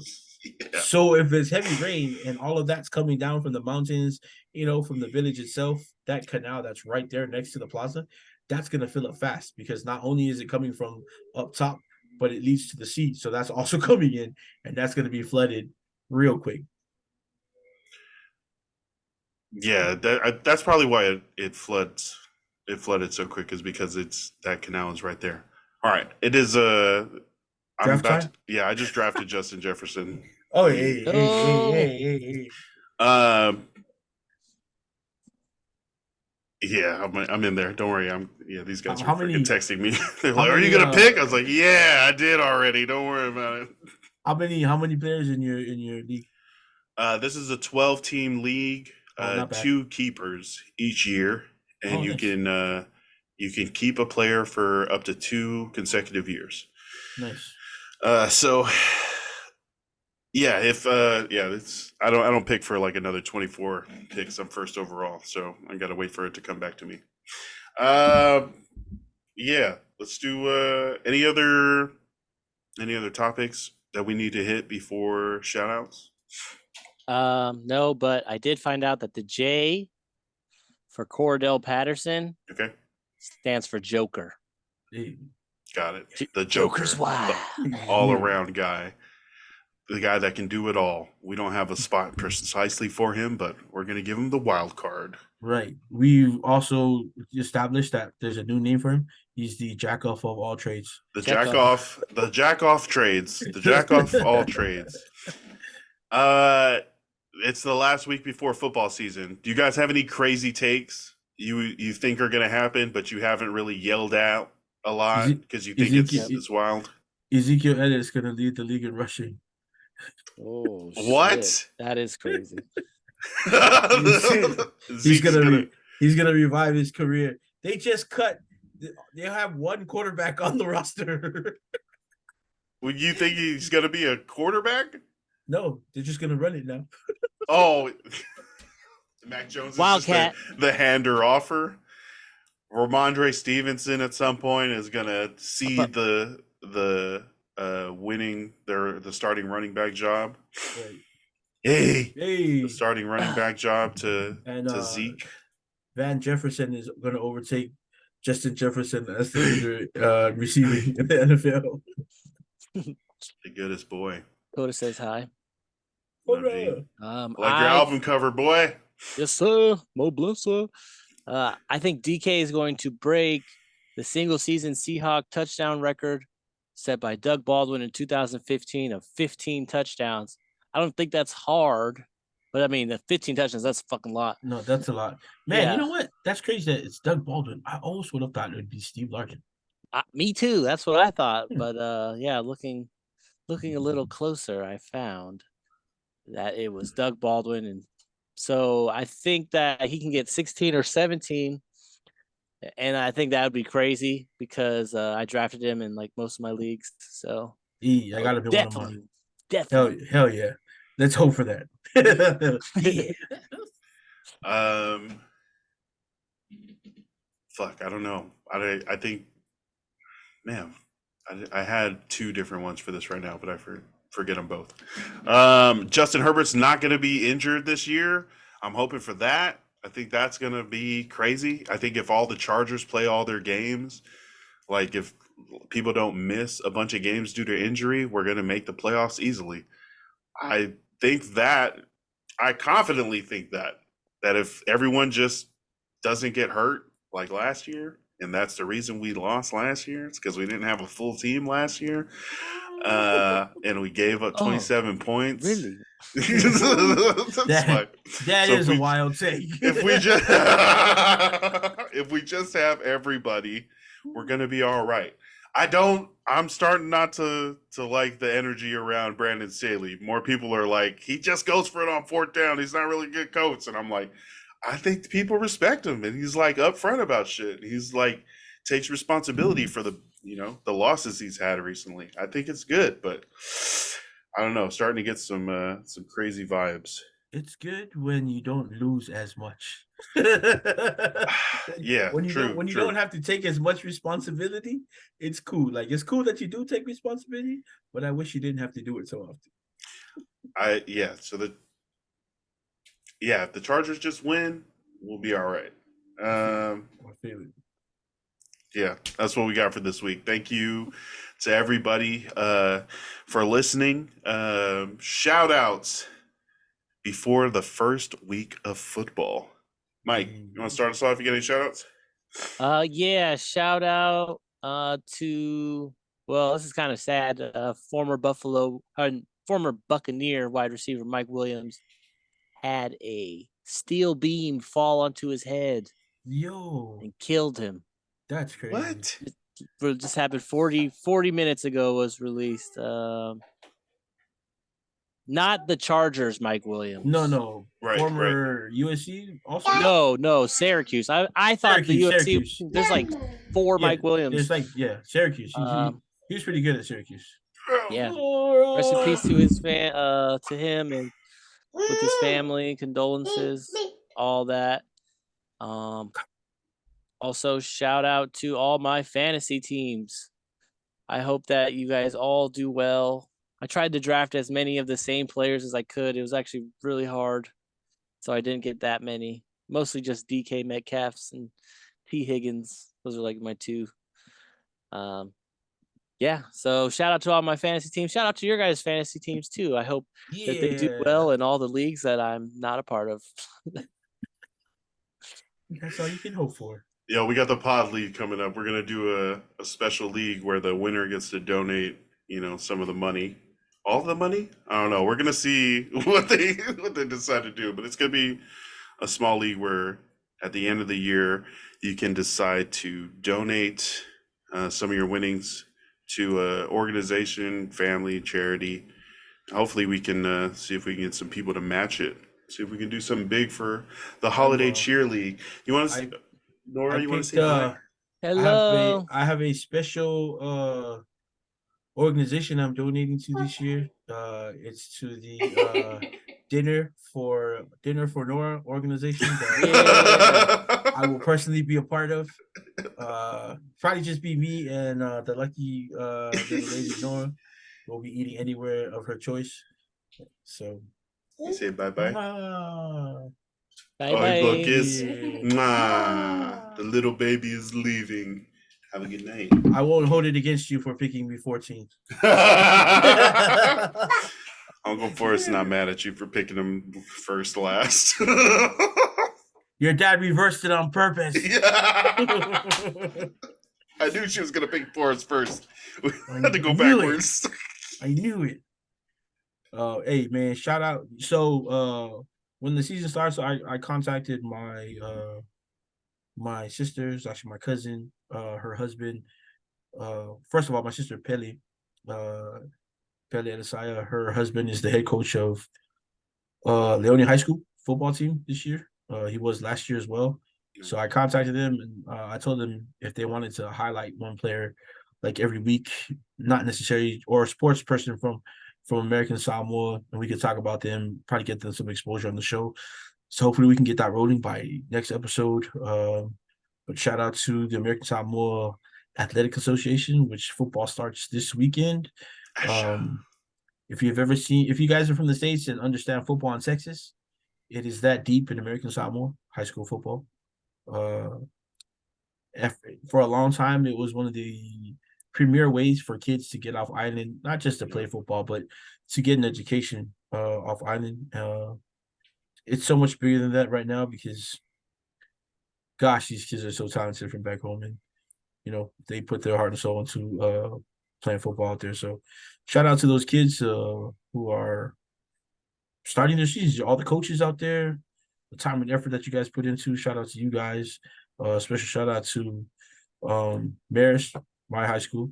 I don't know who's coaching there, but hey, good on you. Hey, you're doing a good job. You're doing a Okay. good job, right? Shout out to Oak over there taking over at South Uno High School again. Hey. Big Oak in Slaville. Love that guy, man. Love that guy. And to again Duke Elisayo, who's married to my sister Pelly, but also Duke's a very good friend. He played at Leone, so great to see a great player who played one of the Leone greats, played linebacker at Leone, now back at Leone High School coaching, head coach. So hopefully they can get in contact with us. We'll talk to other coaches, and if they have a player they want to highlight, every week or every weekend, doesn't have to be anything they did particularly on the field. It could be academics, but if they get some exposure for them on the show, let us know, please. My one personal shout out this week is to my nephew, Leonidas Valfucci. He plays for the Benson Bears out there in Washington. They went to California to play the two top teams on the West Coast, and they beat them. So now they'll be ranked number one on the West Coast. I think it's 12 and under. To give you a visual of my nephew, he's 11 years old. He's about 5'10", 5'11". He weighs about 215. An 11-year-old. Plays defensive tackle, offensive guard, and fullback. Imagine this kid running at you. You know what I mean? Like, man, I'm gonna send a picture to you guys when I can. But the kid loves to play football. You know what I mean? Loves it. He has a big heart. One of his only problems when he was first playing was that coaches were saying that he was too nice to the other players. Like he smacked somebody down, run over, pick them up, help them up. You know what I mean? He's got a little bit of more of a mean streak now because he likes decleating players. I'll send you a video because most of that video is him pulling on the line for his running back and destroying like the first two people that try to hit his running back. So yeah, we call him Leo. He's got a page. You want to follow him and support him on Instagram at leo.thebulldozer. Check my guy out. But shout out to him and his Benson Bears teammates, the coaches there. They're doing a great job. I mean, the way football is, to be the number one 12 and under, 11 under team on the West Coast, beating the two top teams, not only in just California, but on the West Coast, back to back this weekend in San Diego is amazing for you guys at that age. I know it's more than just a sport for you guys right now, but don't forget to have fun, kids, because that's why you started playing in the first place, was to hang out with your friends and have fun. And the bonus was that you got to kick everybody else's ass while you're doing it. So, man,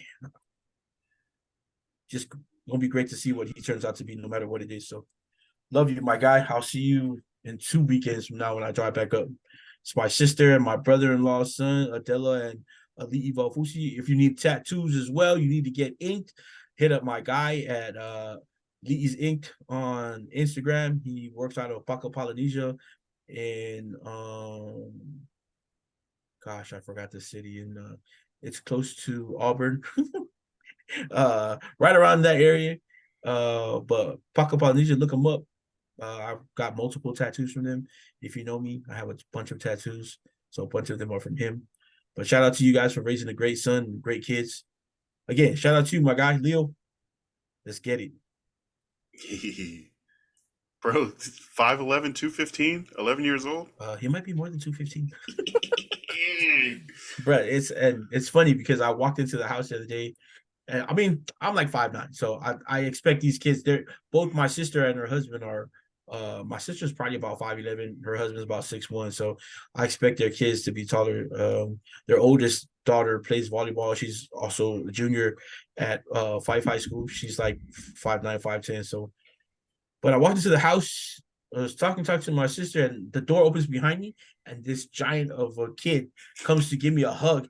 And I'm like, wait a minute. Grown-ass person. Right. Uncle Forrest. Exactly, man. He's such a big heart, man. It's so funny because he's so big, has a big heart. You know, he's still a kid at 11 years old. Sometimes I have to remind grown folk when they look at him, like, it's 11. And if you want to talk to him about something, talk to me, and it won't be fun. But yeah, I look up, and so that's how I'm like, I'm looking at like his nose and his chin, and then I have to look up to see his eyes. I was like, God damn it, boy. Hey, come down. Come here. Come here. Come here. It's so funny because anytime he leaves the house, he has to give everybody in the house a hug before he leaves. So Oh, he's not with the Irish goodbye. He's with like the no, full yeah, he's nice. so nah, yeah, Polynesian kid, man. He gotta give not one of those like tap on the back hugs. No, it's a bear hug. And it's funny because my mom, sorry, mom, you don't listen that often, so I'm pretty sure you won't hear this. My mom's like 4'7" on a good day. So my man goes down to pick her up, and it's so funny to see. It's like he's picking up his little sister and giving her a hug before he leaves the house. So, Put me down. right. And that's what, man, it's these days, just like Mike is excited to watch Katie destroy everybody. Mainly he likes to watch her play. I put in destroyed because who doesn't like to watch their younger sibling destroy other people? But Truth. right, just seeing what they're gonna grow to be, even if it's not in that initial sport or like even in the sports world, you can just see the potential of the great things they're gonna do throughout the time. And I'm having fun watching my nieces and nephews do things at this age now that I can see them like, can't wait to see them be in college, be individuals. Like, man, just don't be little assholes, please. Just don't be assholes, please. Just don't be assholes. I mean, you can be an asshole with me because I'm an asshole, but don't be an asshole to people outside of me and you. Nice. Shout out to our sponsor, Brother Eri Hosea and Levasa Island Apparel.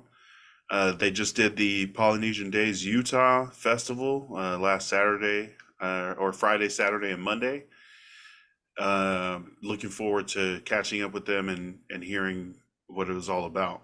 Also, Behind the Lava Lava was there with Matai watches. They were right next to the Levasa tent, which is crazy. That's dope. Yeah, so they got to was meet. out there too.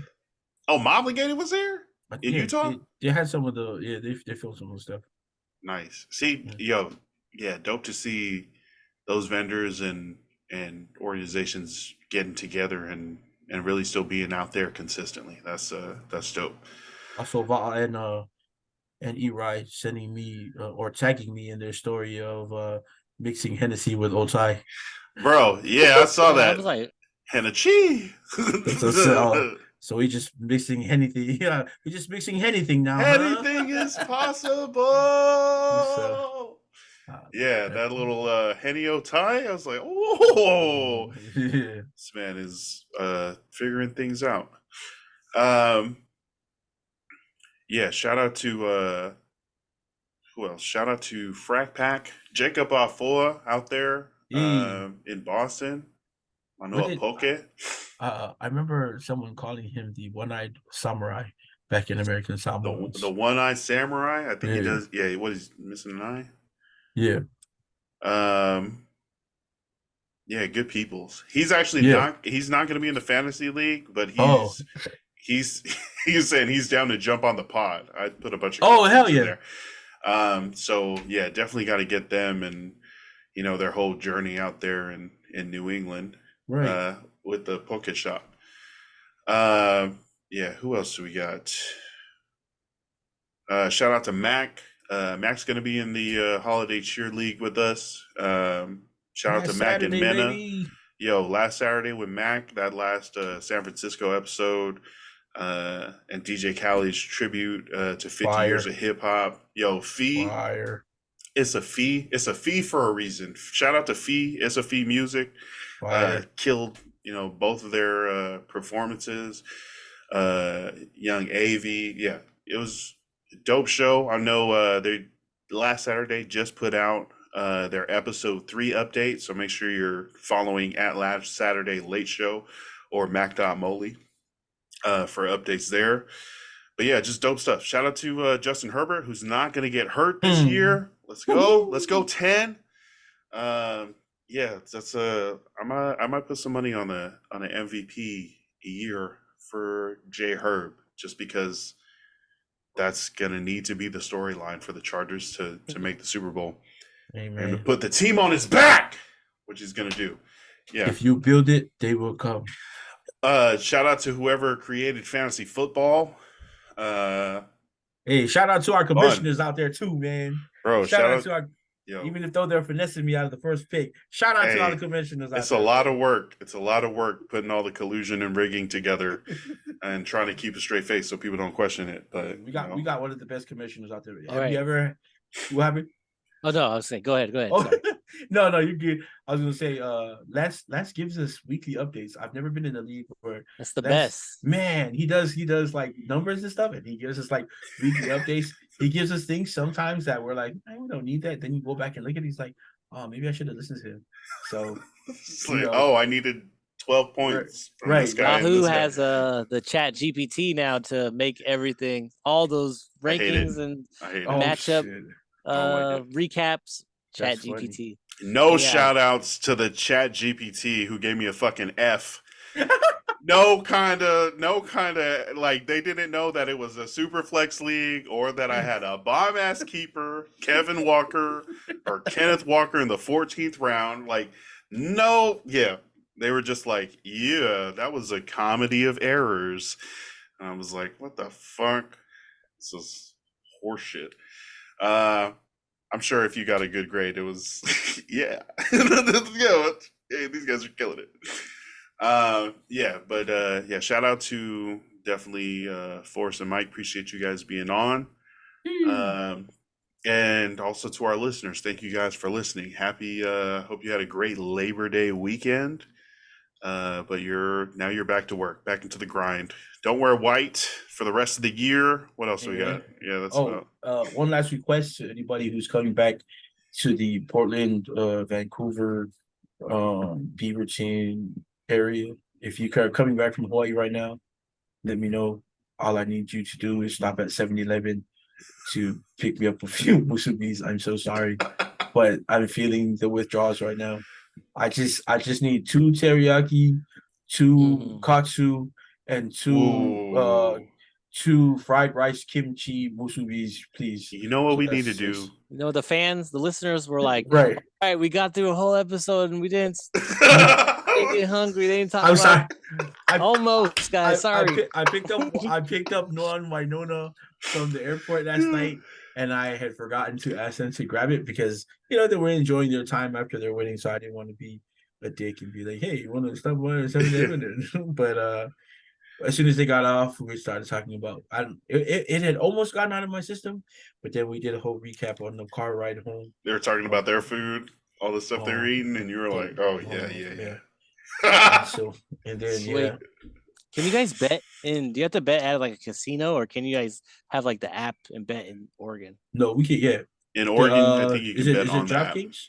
Yeah, they switched to DraftKings. Well, there's a new so I just heard about this deal, and I think if you guys are able to to bet like on the phone, there's this one called Points Bet Sportsbook, and they have a deal with Fanatic, the jersey company, that if you place a $50 bet, they'll give you $150 off coupon for Fanatics. So you can get like the dopest jersey. Everyone out there, if you are in a state that allows gambling on your phone, go to Points Bet Sportsbook, place the $50 wager. It could be like $5-10 wagers or something. Like, let me change my my location. Yeah. Like, I'm in Latvia. But yeah, so That's check that out. If you guys are trying to get a jersey, I would definitely recommend it. Oh, yeah. That's probably like the best deal out there right now, because most jerseys are going for like $189 after tax. So technically you're paying like $89. So you get like $100 off the jersey for a $50 bet, and then the $30 extra. $50 bet to win $150 worth of Fanatics. Off your Fanatic bill. I'm either gonna buy Frankie Louvu jersey and have all the Panthers sign it, as many as he can, or I'm gonna buy a Las Vegas Aces jersey and request Chelsea to see if all the Aces will sign that jersey. So nice. I feel like that's any non-team gear I get is just gonna be just Islanders that are out there rocking it. Oh, for sure. Oh yeah, Frankie's got t-shirts out there. So if you're on his page, if you're following Frankie, go check him out. There's a company that's doing the extra graphic logo tees that they do now, oversized tees. Well, they got one out for Yep. Frankie and a sweater too. So, show my guy some love. He's about to have another amazing season on top of the season he had last year. So Let's go. many different like ranking systems or like analysts Underrated. they're always dropping his name. Like, how Yep. the hell did this guy fall so far? How has no one How seen did he him? go undrafted? Yeah, he's just like flying under the radar for so long, but definitely one of the best, the best 49 in the league, the Amen. best Yo, young linebacker, one of the best young linebackers in the NFC. Like, so many different and individual people are all talking about how good Frank is. So this that's is it's one of the this year. secrets. This is why he's always like at that level, is because there's no in between for him. There's no up or down. Frankie's always gonna go 110% every year. Like he's if you want to say like he's in a contract year or if it's rookie year, his intensity to his training, his focus is Yep. always going to be on that same. It's always going to be intense because he knows that at any time it can be taken away from him. He puts a lot of his faith in God. His faith is strong. It's put into the people around him that have always been there. You know, Frankie's always about taking care of the people who've been taking care of him. So you talk to anybody that's close to Frankie, you know that he's got you one way or another. So that's the secret, guys. Frankie he knows when it's going to be taken away from him. Super humble about it. Always focused. So, hey, whatever team is out there, do the right thing, Carolina. Give him an extension. Pay him that bag. If not, whoever is on the West Coast, sign in, please. So it's easier for us to watch him every day, every Sunday, so we can go to you know what I mean. So shout out to him. Shout out to all the parties out there. Jelani Tavai, Daniel Equale, all the boys from back home. Have a great season, guys. Have a great season, man. Except against the Raiders. But have a great season. And the NFL season starts this week. So definitely our next episode and probably the 17 to 20 episodes following this, expect to hear some breakdowns and results and recaps of whatever is going on in the NFL. And then I'm sure we'll be jumping on to basketball in October. Keep it locked. Make sure to subscribe, follow us, all the socials, Instagram, Facebook, TikTok, Threads, YouTube, even at Ballinesian. And you can listen to us on Spotify, Apple Podcasts, Google Podcasts, wherever you get your podcast from. And we're going to have more, a lot more coming to you this football season. We're about to get it. We made it. Hell yeah. We freaking made it. It's about to go down. I'm super excited. This is like my time of the year. Amen. Go Irish. Go Raiders. It's going to be great. Thank you everybody to listening. That's our episode for this week. We'll catch you next week. But until then, for Mike Fiso, Forrest Odelau, I am Lance Falitongo. Stay hydrated, stay blessed, stay ballin', love and light. Peace. Yes, sir. Let's go.